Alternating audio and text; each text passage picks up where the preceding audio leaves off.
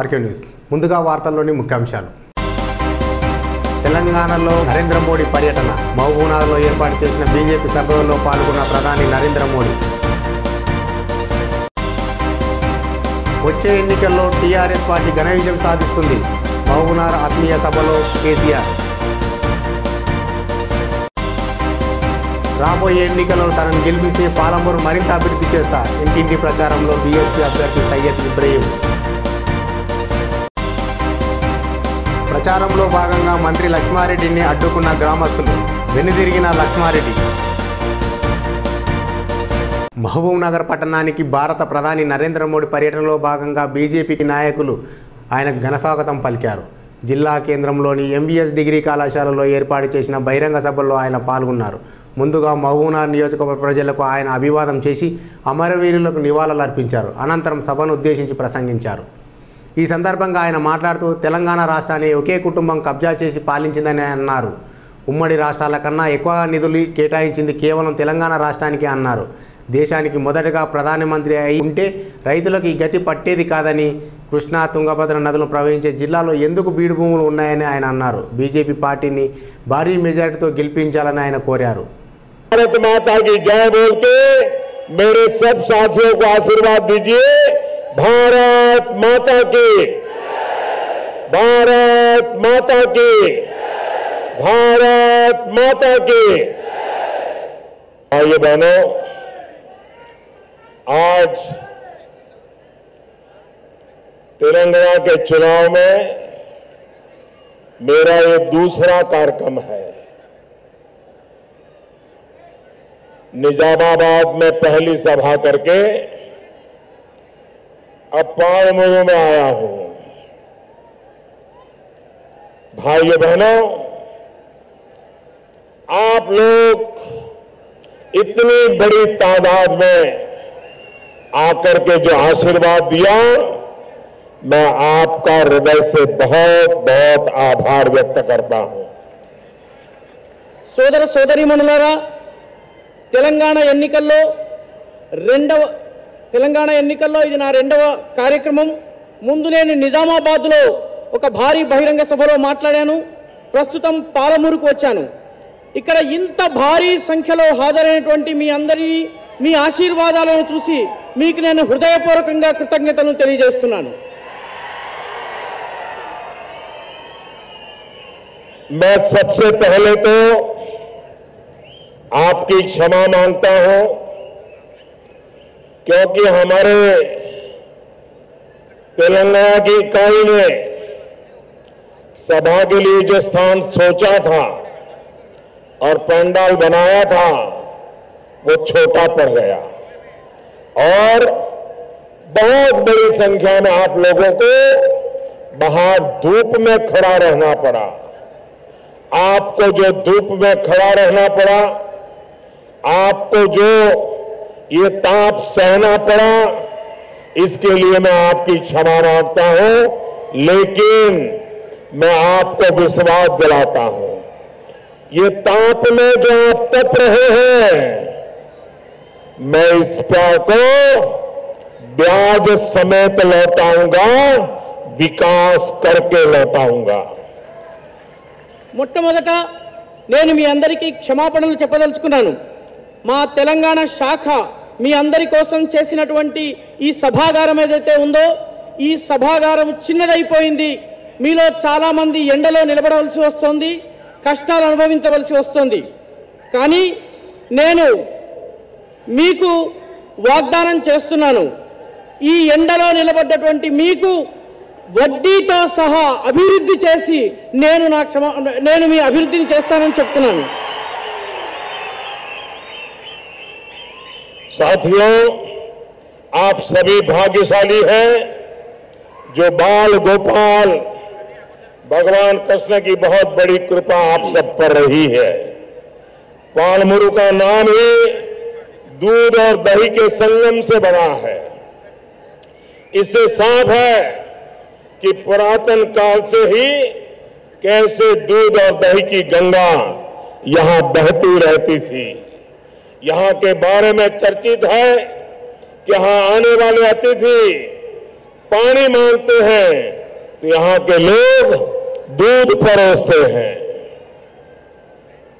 మిత్రులారా, మీరందరూ చాలా అదృష్టవంతులు. శ్రీ బాలగోపాలుడైనటువంటి బాలకృష్ణుని, భగవాన్ కృష్ణుడి యొక్క ఆశీర్వాదము మీకు సదా సర్వదా లభిస్తూ ఉన్నది.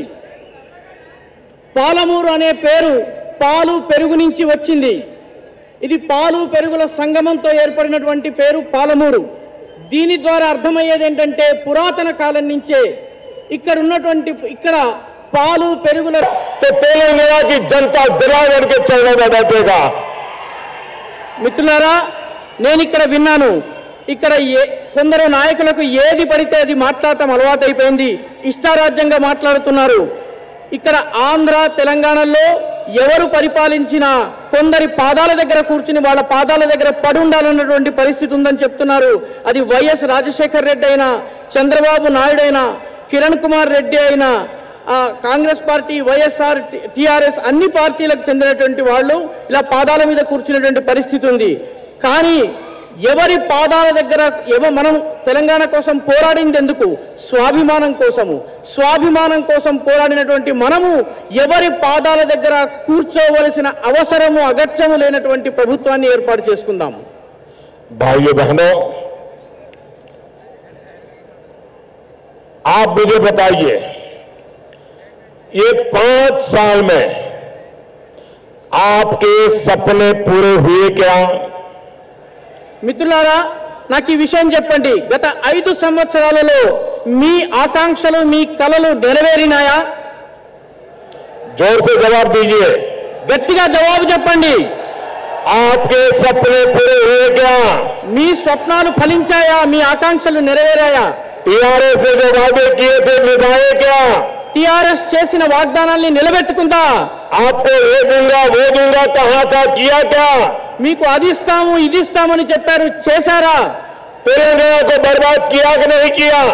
తెలంగాణను సర్వభ్రష్టం చేశారా లేదా? సర్వనాశనం చేశారా లేదా? उन शहीदों का शपथ लेकर के तय करना चाहिए कि अब तेलंगाना की धरती पर एक भी कांग्रेस का एमएलए चुन करके नहीं आएगा। మిత్రులారా, ఇది తెలంగాణ నవ యువకుల రుణం తీర్చుకునేటువంటి సమయము. కాంగ్రెస్ పార్టీకి చెందినటువంటి ఒక్క అభ్యర్థి కూడా, ఒక్క ఎమ్మెల్యే కూడా గెలవకుండా మనము చర్య తీసుకోవాలి. మనము పోరాడాల్సిన అవసరం ఉంది. తెలంగాణకు చెందినటువంటి అనేక మంది యువకుల బలిదానాల ఫలితంగా వచ్చినటువంటి ఈ రాష్ట్రాన్ని షహీద్ బలిదాని వీరులకు మనము కృతజ్ఞతలు అర్పించుకునే ప్రయత్నంలో భాగంగా ఒక్క కాంగ్రెస్ అభ్యర్థిని కూడా గెలవకుండా మనం చర్యలు తీసుకోవాలి. उसी प्रकार से जो चंद्रबाबू के चेले रहे, जो मैडम सोनिया जी के चेले रहे, ऐसे चंद्रशेखर राव भी तेलंगाना को 5 साल आपने उनको देख लिया है। अब वो कुछ नया नहीं कर सकते, कुछ अच्छा नहीं कर सकते। अब उनकी विदाई का मौका आ गया है। ये चुनाव उनकी विदाई का चुनाव है। మిత్రులారా, అదేవిధంగా చంద్రబాబు దగ్గర, సోనియా గాంధీ దగ్గర చెంచాగిరి చేసి నేర్చుకున్నటువంటి వ్యక్తి తెలంగాణ రాష్ట్ర సమితిని, తెలంగాణను మోసం చేసిన పార్టీని కూడా ఇంకా తెలంగాణకు వాళ్ళు ఏమీ మంచి చేయలేరు, వాళ్ళకి కూడా సెలవు ఇవ్వవలసిన అవసరం వచ్చింది, వాళ్ళను కూడా ఇంటికి పంపవలసిన అవసరం వచ్చింది. ఇది దానికి ఉద్దేశించినటువంటి ఎన్నికలు. कांग्रेस ने आंध्र का विभाजन इस प्रकार से किया कि आज भी 2 राज्यों के बीच में तनाव बना रहता है। अटल जी ने 3 राज्य बनाए थे, छत्तीसगढ़ बनाया, झारखंड बनाया, उत्तराखंड बनाया और एक राज्य के 2 टुकड़े हुए, लेकिन दोनों राज्य सुखी हुए। तीनों नए बने राज्य सुखी हुए और तीनों मूल्य राज्य भी सुखी हुए और 6 के 6 राज्य प्रगति कर रहे हैं। इन्होंने ऐसा काम कर दिया, बर्बादी के बीज बो दिए। మిత్రులారా, కాంగ్రెస్ పార్టీ ఆంధ్రప్రదేశ్ను 2 ముక్కలు చేసింది. దాని ద్వారా నేటికి 2 ప్రాంతాల మధ్య ఘర్షణలు, 2 ప్రాంతాల మధ్య వైమనస్యాలు ఉన్నాయి. అదే భారతీయ జనతా పార్టీ 3 రాష్ట్రాలను ఏర్పాటు చేసింది. జార్ఖండ్, ఛత్తీస్గఢ్, ఉత్తరాంచల్. ఈ 3 రాష్ట్రాలు ఈ 3 రాష్ట్రాలు ఏ రాష్ట్రాల నుంచి ఏర్పాటయ్యాయో 6 రాష్ట్రాలు, మొత్తం 6 రాష్ట్రాలకు 6 రాష్ట్రాలు సుఖంగా ఉన్నాయి, అభివృద్ధి సాధించాయి. కానీ ఈ తెలంగాణ రాష్ట్రంలో మాత్రము ఇప్పటికీ తెలంగాణ ఆంధ్రలో మాత్రం ఇప్పటికీ ఘర్షణాత్మక వాతావరణం ఉంది. मेरे उत्साही नौजवानों, मैं आपके प्यार के लिए, आपके आशीर्वाद के लिए आपका बहुत आभारी हूं, लेकिन अब जगह नहीं, आप आगे कहां आओगे, वहीं रुक जाइए. देखिए मैदान छोटा पड़ गया, आपका उत्साह मेरे सर आंखों पर, आपका प्यार मेरे सर आंखों पर, आपका उमंग मेरे सर आंखों पर, लेकिन आप वहीं पर रुकिए.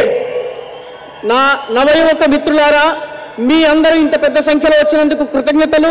సభా ప్రాంగణం చిన్నదైపోయింది, ముందుకు రాకండి, దయచేసి ఎక్కడ ఉన్నారో అక్కడే ఉండండి. నా ఊహలన్నీ మీ ఆకాంక్షలతో ఉన్నాయి, మీ పట్ల నాకు అపారమైనటువంటి ప్రేమ ఉంది, అక్కడే నిలబడి వినవలసిందిగా కోరుతున్నాను. भाइयों बहनों, दिल्ली में बैठी हुई मोदी सरकार तेलंगाना के विकास के विषय में एक कदम भी पीछे नहीं रखती है. हम बढ़ चढ़ करके तेलंगाना के विकास के लिए आगे आ रहे हैं. भाइयों बहनों, सड़कें बनाने का काम हो, रेल बनाने का काम हो, स्मार्ट सिटी का काम हो, अमृत मिशन का काम हो, बिजली के तार बिछाने का काम हो, गरीबों के लिए घर बनाने का काम हो, गरीबों को उज्ज्वला का गैस देने का काम हो, सौभाग्य योजना से बिजली का कनेक्शन देने का काम हो, हर काम को पूरा करने में केंद्र सरकार पूरी ताकत के साथ तेलंगाना की जनता की भलाई के लिए काम में लगी है. మిత్రులారా, ఢిల్లీలో ఉన్నటువంటి మోదీ ప్రభుత్వము తెలంగాణ కోసము అన్ని పనులు చేయడానికి ముందుకొస్తోంది. ఒక్క అడుగు కూడా వెనకేసేటువంటి ప్రశ్న లేదు. ఉమ్మడి మహబూబ్నగర్ జిల్లాలో మంగళవారం అపధర్మ ముఖ్యమంత్రి కేసీఆర్ సుడిగాలి పర్యటన చేశారు. మహబూబ్నగర్ జిల్లా కేంద్రంలోని బాలుర జూనియర్ కళాశాలలో ఏర్పాటు చేసిన ప్రజా ఆశీర్వాద సభలో ఆయన పాల్గొన్నారు. భారీగా ప్రజలు రావడంతో సభావేదిక నుండి కేసీఆర్ చిరునవ్వుతో అభివాదం చేశారు. ఈ సందర్భంగా పలువురు పార్టీ నాయకులు కేసీఆర్ చేతుల మీదుగా పార్టీలో కండువా కట్టుకున్నారు. ముందుగా టీఆర్ఎస్ అభ్యర్థి శ్రీనివాస్ గౌడ్ మాట్లాడుతూ 60 సంవత్సరాల నిరంకుశ పాలనలో పాలమూరు జిల్లా అభివృద్ధి నోచుకోలేదని, తెలంగాణ రాష్ట్రం ఇచ్చిన తర్వాత 4 సంవత్సరాల్లో పాలమూరు నియోజకవర్గం అభివృద్ధి పథంలో ముందంజలో ఉందని ఆయన అన్నారు. గతంలో పాలమూరును దత్తత తీసుకున్న చంద్రబాబు నాయుడు ఏమి చేయలేక కనీసం కరెంటు, నీళ్లు సౌకర్యం లేకుండా జిల్లాను నాశనం చేశారు. ఇప్పుడు కూటమి పేరుతో తన అభ్యర్థిని ఓటు వేయమని ఎలా అడుగుతాడని మహబూబ్నగర్ పట్టణ ప్రజలకు నిలదీయాలని ఆయన అన్నారు. అనంతరం అపధర్మ ముఖ్యమంత్రి మాట్లాడుతూ మహబూబ్నగర్ కవులు, కళాకారులకు బుద్ధిహీనులు ఉండే ప్రాంతం అని, అందుకే ఎక్కడి నుంచి వచ్చినా నేను పాలమూరు ప్రజలను కడుపులో పెట్టుకొని గెలిపించాలని కేసీఆర్ అన్నారు. రాజకీయంలో గుణాత్మక మార్పులు రావాలని, కాంగ్రెస్, టీడీపీ కూటమి అభ్యర్థి పాలమూరు ప్రజలు ఓడించాలని ఆయన అన్నారు. శ్రీనివాస్ గౌడ్ ఉద్యమకారుడు తప్ప రాజకీయ నాయకుడు కాదని, కేవలం తెలంగాణ రాష్ట్రంలో పాలమూరు నియోజకవర్గంలో 3700 ఇళ్లు కట్టించిన ఘనత శ్రీనివాస్ గౌడ్కే దక్కిందని కేసీఆర్ అన్నారు. కారు గుర్తుకు ఓటు వేసి శ్రీనివాస్ గౌడ్ గెలిపించాలని పాలమూరు నియోజకవర్గ ప్రజలను కేసీఆర్ కోరారు. కనీసం మంచినీళ్ళు కూడా లేనటువంటి దుస్థితి తీసుకొచ్చి ఈ మహబూబ్నగర్ నుంచి 14 లక్షల మందిని వలస వేయటట్లు కారకులై మన జిల్లాను దత్తత తీసుకొని 14 సంవత్సరాలు మన జిల్లా ముఖం నుంచి ప్రపంచ బ్యాంకు అప్పులు తీసుకొని ఆంధ్ర ప్రాంతాన్ని అభివృద్ధి చేసుకున్నటువంటి నాయకులు, నమ్మకానికి మారిపోయినటువంటి ఈ మహబూబ్నగర్ జిల్లా ఇంత అన్యాయం చేసినా కూడా ఏదో ఒక రోజు న్యాయం జరుగుతుందేమని చెప్పి ఆలోచన చేసి చివరకు కేసీఆర్ గారు ఇక్కడ ఎంపీగా వచ్చే తరుణంలో ఇక లాభం లేదు, మీ వెంట ఉంటాం, తరుని కొడదాం, కొట్లాడని చెప్పి కేసీఆర్ గారికి మద్దతు ఇచ్చి ఇవాళ తెలంగాణ తెచ్చుకున్న తెలంగాణలో ఇప్పుడిప్పుడే పచ్చని పంట, ఇప్పుడిప్పుడే అక్కడక్కడ ఉద్యోగాలు వస్తున్న ఆశ, ఇప్పుడిప్పుడే చదువులు, స్కూళ్ళు, కాలేజీలు బాగుపడుతున్నటువంటి తరుణం, పోయిన వృద్ధులు వాపసు వచ్చి బతుకుతామనేటువంటి ఆశ, చదువుకున్నటువంటి ఉద్యోగులు దుబాయ్ బాంబే అయినటువంటి వాళ్ళు కూడా ఈ మహబూబ్నగర్లో నేను మళ్ళా బతుకుదేరు ఉంది, అక్కడ పోయి బతకగలుగుతానటువంటి విశ్వాసం కలుగుతున్నటువంటి ఈ తరుణంలో ఇక్కడ చూడండి ఎంత విచిత్రమైనటువంటి పోటీ. 70 ఏళ్ళు వాళ్ళు ఏం చేసిరో మీకు తెలుసు, 4 సంవత్సరాలు మేమేం చేసినామో మీకు తెలుసు. 4 సంవత్సరాల్లో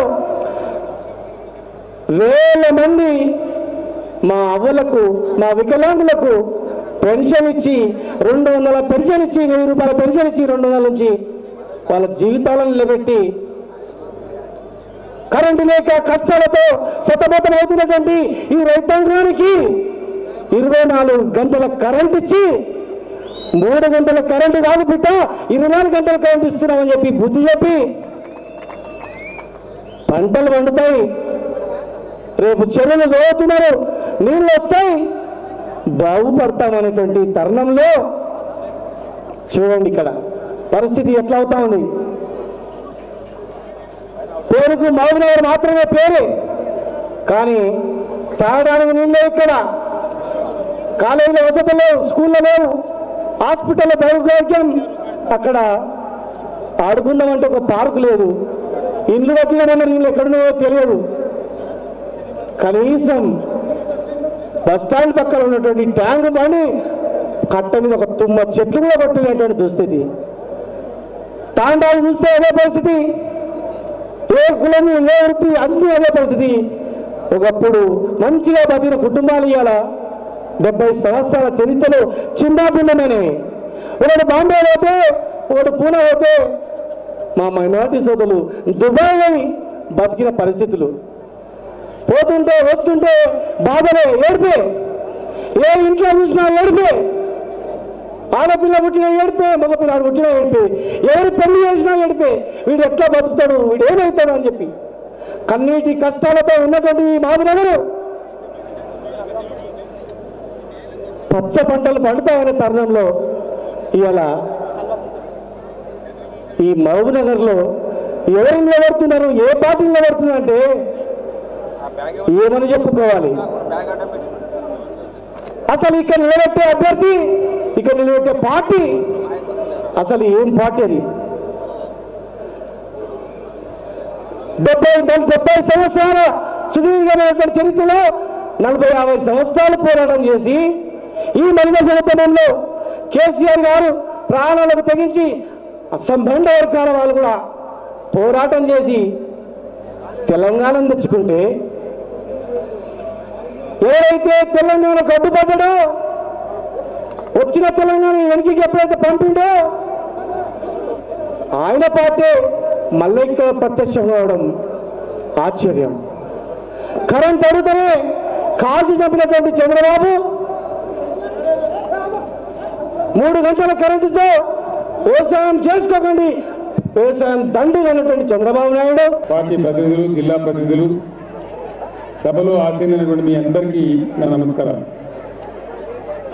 ఒక మాట మాత్రం స్పష్టంగా నాకు అర్థమైంది ఏంటంటే, మహబూబ్ నగర్ పట్టణ కాన్స్టిట్యున్సీ దీనికి ఒకటే రూరల్ మండలం ఉంటుంది, ఒకటే 2 ఒకటి చిన్నవి ఉండే మండలాలు.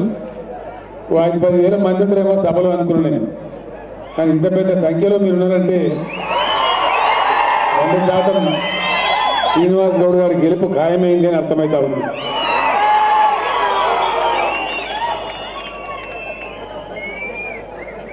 మహబూబ్ నగర్ పట్టణం కవులు, కళాకారులు, విద్యావంతులు, బుద్ధిజీవులు, మేధావులు ఉండే పట్టణం. మీ అందరితో నా ప్రార్థన, ఒకనాడు నేను ఈ జిల్లాకు సంబంధించిన వ్యక్తిని కాకపోయినా, ఎక్కడో సిద్దిపేట నుంచి, ఉత్తర తెలంగాణ నుంచి వచ్చిన ఉద్యమ సందర్భంలో ఇక్కడి నుంచి నేను పోటీ చేసిన. ప్రొఫెసర్ జయశంకర్ గారు బతికి ఉండరు అప్పుడు. వారు నేను కూర్చొని మాట్లాడుతుంటే, కేసీఆర్ మీరు ఈసారి తప్పక మహబూబ్ నగర్ పార్లమెంట్ పోటీ చేయాలని చెప్పి జయశంకర్ గారు చెప్పారు. చెప్పితే ఆయన మీదికి అందరు కోపానికి వచ్చిన పార్టీ వాళ్ళు చాలా రిస్క్. నువ్వు కేసీఆర్ని మహబూబ్ని ఎట్లా పోమంటావు, ఆయన ఓడిపోతే బాగుండదు కదా అని కోపానికి వచ్చిన ఆయన మీదికి. ఆయన ఒకటే సమాధానం చెప్పిన రోజు, కేసీఆర్కు మహబూబ్ నగర్ లేకపోతే కర్నూలు లేకపోతే ఇట్లా ఉండదు, ఆదిలాబాద్ పోయినా ఖమ్మం పోయినా పాలమూరు పోయినా కేసీఆర్కి అంత తెలంగాణ అంతా ఆయనే, కాబట్టి ఆయన గెలిపిస్తారు, పాలమూరు జిల్లా బిడ్డలు గెలిపిస్తారు, కడుపులో పెట్టుకుంటారని చెప్పింది. నిజంగా కూడా నేను మీకు శిరస్సు వంచి నమస్కారం చేస్తా ఉన్నా. ఆ రోజు ఉద్యమ సమయంలో నేను ఇక్కడ ఎంపీగా పోటీ చేస్తే బ్రహ్మాండం గెలిపించినారు మీరు, తెలంగాణ గౌరవాన్ని నిలబెట్టినారు. ఆ రోజు ఇక్కడ ఎంపీగా ఉంటూనే, మహబూబ్ నగర్ ఎంపీగా ఉంటూనే నేను తెలంగాణ సాధించాననే గర్వం కూడా నా గుండెలో ఉన్నదని మనం చేస్తా ఉన్నా. ఈరోజు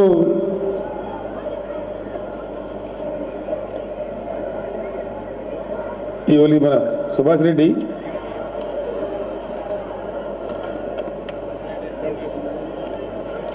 ఇవాళ నరేంద్ర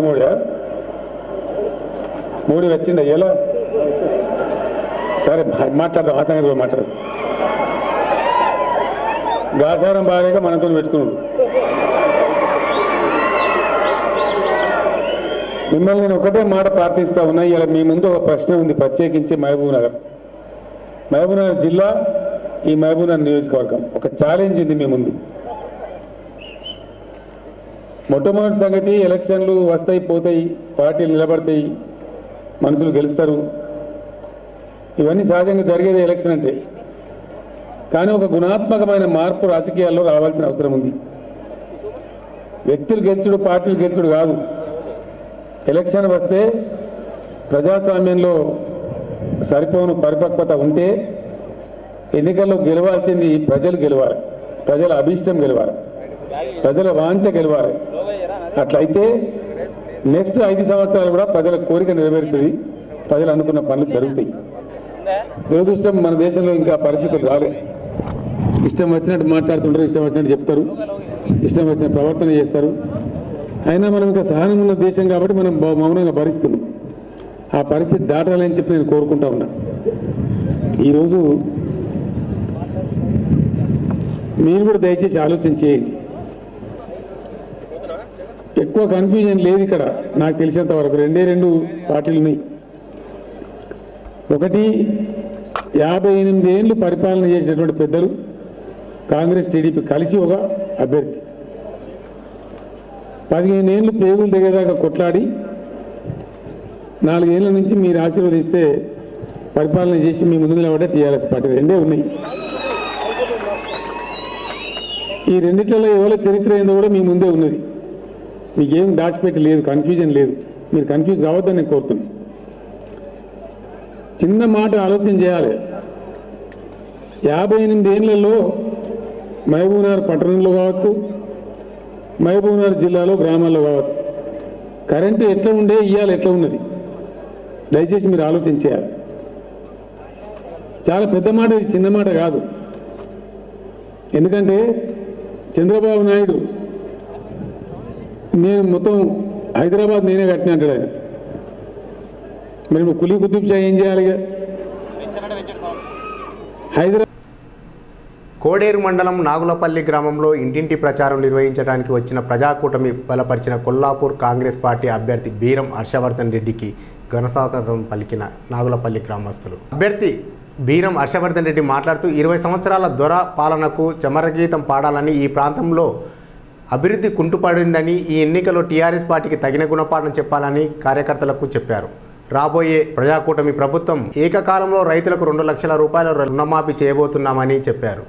ప్రతి మహిళా సంఘానికి 10 లక్షల రూపాయలు వడ్డీ లేని రుణం, ప్రతి మహిళా సంఘానికి 1 లక్ష రూపాయల గ్రాంటు, తెల్ల రేషన్ కార్డు దానికి ప్రతి ఒక్కరికి సంవత్సరానికి 6 సిలిండర్లు ఇవ్వబోతున్నామని అన్నారు. ఈ కార్యక్రమంలో ప్రజాకూటమి నాయకులు తదితరులు పాల్గొన్నారు.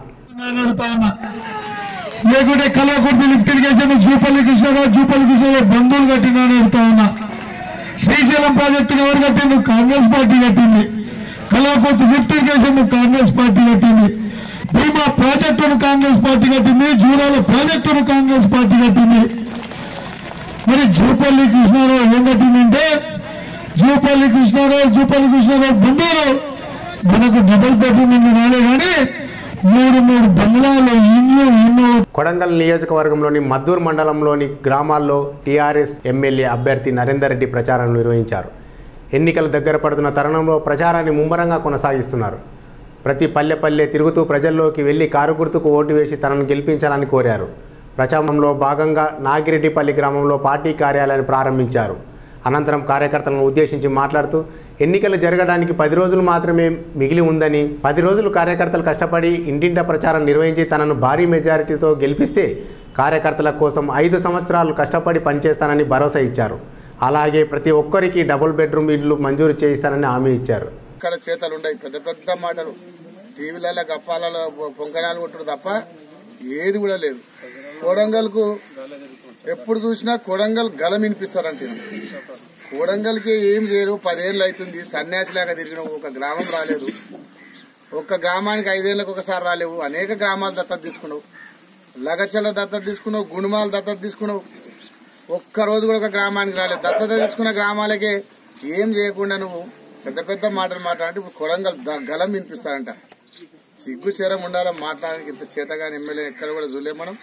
ఇంత చేతగాని సన్యాసి ఎమ్మెల్యే భారతదేశంలో ఉన్నాయంటే రేవంత్ రెడ్డి గారు అని మీకు అందరూ తెలియజేసుకుంటున్నా. కాబట్టి ఇప్పటికైనా మైండ్ మార్చుకొని జర డైవర్ట్ చేసే కార్యక్రమాలు ఇప్పుడు, ఎందుకంటే ఎట్లా ఓడిపోతా అని చెప్పి అనేక రకాలుగా కొడంగల్లో ప్రచారం చేస్తాడు. ఒకసారి గురునాథ్ రెడ్డి గారిని అవమానపరుస్తుంది అంటాడు. పెద్దలు గురునాథ్ రెడ్డి ఎప్పుడు అవమానపరిచి, ఎందుకంటే ఇవన్నీ మైండ్ డైవర్ట్ చేసి ప్రజలను డైవర్ట్ చేయడానికి ఇవన్నీ చేతగాని గెలవ చేతగాక అనేక మాటలు మాట్లాడుతున్నాడు. ఎందుకంటే ఒక్కోసారి ఒక్కొక్క హెలికాప్టర్లో తిరుగుతున్నాడు. నువ్వు హెలికాప్టర్లో తిరుగు, మీద గాలిలో తిరిగి నువ్వు గాలిని ఎగిరిపోతావు తప్ప కొడంగల్ ప్రజలు నీకు ఓటేయరు. నువ్వు ఎంత గాలిలో తిరిగి షోపుటలు చేసినా ఇప్పటికే 2 సార్లు కొడంగల్ ప్రజలు నీ మాటలు నమ్మిరు, నీ పిటకథలు నమ్మిరు, అనేక రకాలుగా నమ్మి మోసపోయి ఓట్లేసి తప్ప నీ 3వసారి నీ జిమ్మికులకు నీ మాటలకు భయపడి నీకు ఓటేయడానికి సిద్ధంగా లేరు. కొడంగల్ ప్రజలంతా అర్థం చేసుకున్నారు. 3వసారి నీకు మాయమాటలు నమ్మడానికి సిద్ధంగా లేరు. కాబట్టి రేపు డిసెంబర్ ఎన్నికల్లో జరిగే 7వ తారీఖు నాడు భారీ మెజార్టీతో కారు గుర్తుకు ఓటేయడానికి సిద్ధంగా ఉన్నారని తెలియజేస్తారు. మంత్రి లక్ష్మారెడ్డిని అడ్డుకున్న ఉదండాపూర్ గ్రామస్తులు. జడ్చర్ల నియోజకవర్గం ఉదండాపూర్ గ్రామ పర్యటనకు వచ్చిన అపధర్మ మంత్రి లక్ష్మారెడ్డిని ఉదండాపూర్ గ్రామస్తులు, రైతులు, యువకులు ఇచ్చిన హామీలను మరియు ఉదండాపూర్ రిజర్వాయర్ కింద పోయిన భూములకు మార్కెట్ ధర ఇప్పించడంలో విఫలమయ్యారని ఎదురు తిరగడంతో చేసేది లేక లక్ష్మారెడ్డి వెనుదిరిగిపోయారు.